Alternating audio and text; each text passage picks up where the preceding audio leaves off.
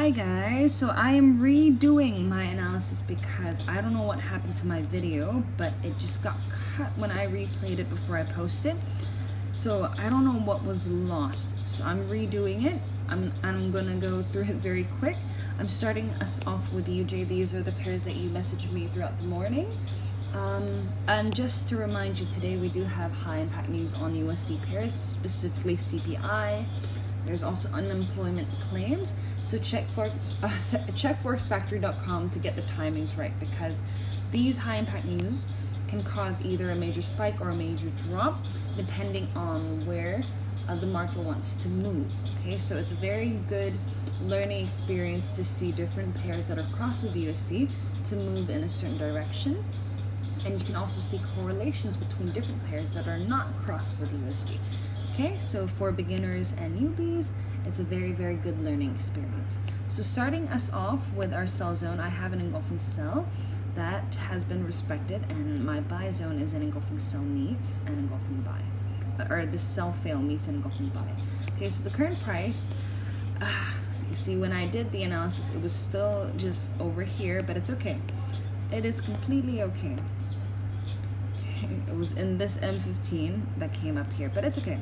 So in the key level, I have marked this engulfing buy that failed, and because this is a doji candle, but I'm trying to strengthen my zones over here.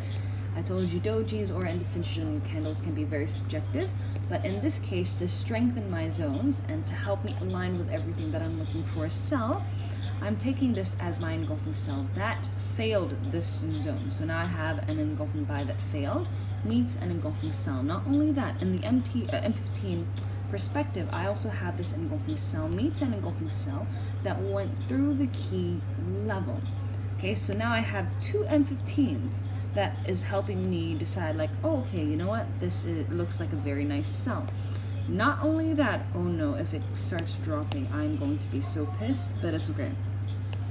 Anyway, on M5, we also have an engulfing buy that was respected over here. We have a bounce that failed, price came back in, closed within, and dropped, created this engulfing sell. So we have an even sharper zone over here, right? When the price came back, it decided to create this engulfing sell in the zone, but we're not gonna chase it, okay? If it starts to drop, we're not gonna chase it because there will still be USD high impact news. So it can also decide to come back to test before the actual drop or spike up and break everything. So if you are going to trade during this session, before the news is released, you can scalp maybe 20 to 40 pips, then manually close them. If it shows any signs of it bouncing back, just TP everything and then wait for the news. If you are not comfortable with the news, wait after the news just to see where the price has moved, and you can look at the next opportunity in the market.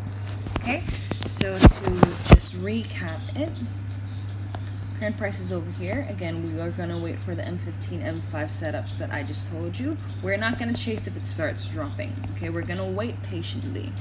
If it decides H4, if it decides to break above, then there's a potential to go even higher. Same thing for the buy. If it comes into our buy zone and respects it, there's a potential for us to look for a buy.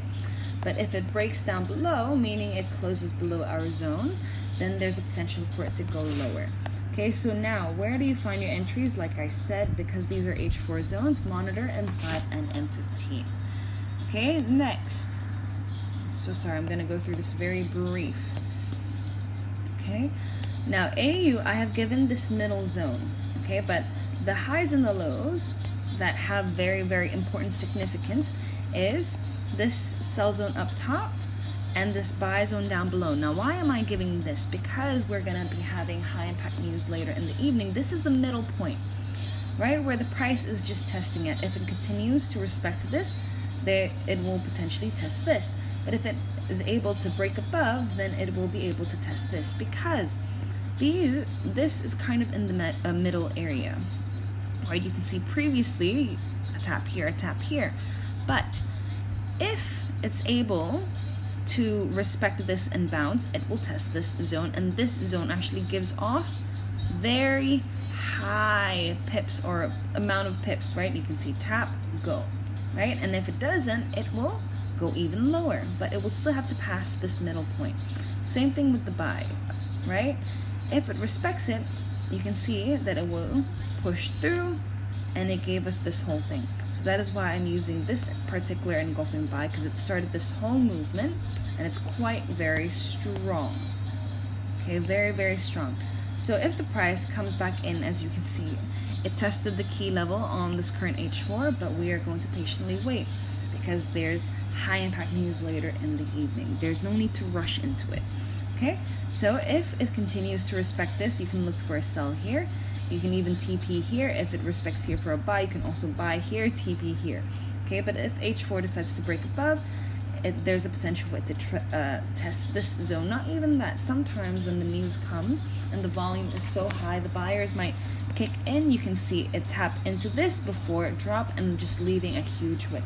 There has been instances like that in the past. So just be careful and know how much you're willing to risk of your account, how many lot sizes. Don't go overboard with it. Don't overtrade. Don't over leverage. Okay? Stick to your trading plan. Be smart about it. Okay, so let's zoom out a little. Screenshot. This is very small. That's okay.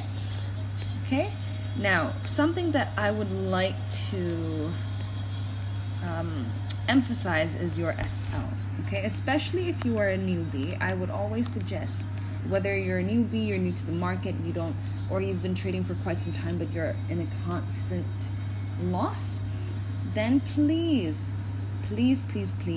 have your SL set. This is to help you manage your losses and to not wash your account. Okay, so I usually suggest 40 pips from your entry. It's not too tight, not too loose. Okay, if you do not know where to cut loss, you do not know where to exit, you do not know where to say, this is it for me, I'm out of this trade, I'm gonna wait for the next one.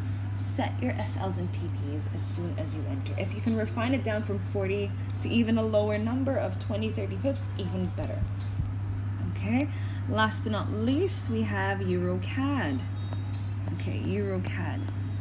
Now I have marked this engulfing sell. The key level has yet to been tested, which it has to kind of break above this wick over here. But why am I focused on this key level then, if on the previous you can see that it's dropping from here?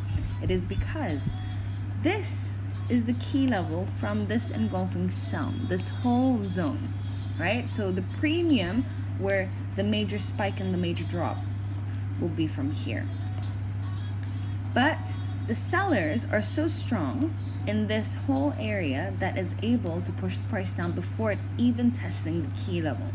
Okay, so I know the key level is quite strong because of that, because if the sellers are able to push the price lower just right before the key level, then we know that there are bigger money players also just waiting. They're patiently waiting. Oh, it's like, oh, you know what? It dropped from here. Wait, just wait. Either you can sell from here, or if the market wants to convert the sellers into a buyer, you will see a drop or a spike from the key level. That is important. Okay, because if you're going to sell here, you also have to be aware that there's a zone or a level up top that is quite significant. So you will be floating for this much, and it's just unnecessary sometimes. Okay, so that is why it is very important for you to let the market come to you and not chase the trades. Do not chase the entries, do not chase the setups. Wait patiently, be disciplined, wait for the setups to form, then you can enter. Whether you win or lose, if you follow and you stick to the strategy, you will win in the long run. Okay, you will win in the long run. So in this case for EuroCAD, which is a very growing popular pair with you guys, which is great. Okay, which is great. I love seeing people have preferences in the market because different pairs behave differently and sometimes you're used to different things. Okay, so current price is here. If it respects our H4, then we can look for a sell down. But if H4 decides to break above, meaning it can close up top or above our zone over here, then there's a potential for it to test higher areas. Vice versa with the buy zone. If it comes into our buy and respects it, we can look for a buy. But if it breaks below, then there's a potential for it to go even lower. TP at something you are comfortable with. Please do not hold for 100 pips if you do not have the capacity to. Okay, once it runs 20 pips, I usually set break even. It becomes a zero risk-free trade. It's just risk-free, 0% of risking my trade if it's already set BE. Either that's a TP or BE, I don't lose any of my money. So that's some of the mindsets that you kind of have to get into. Okay, so that's it for the 3 pairs. Please be smart, be wise, don't rush, and I will get back to replying to your messages. Have a good day.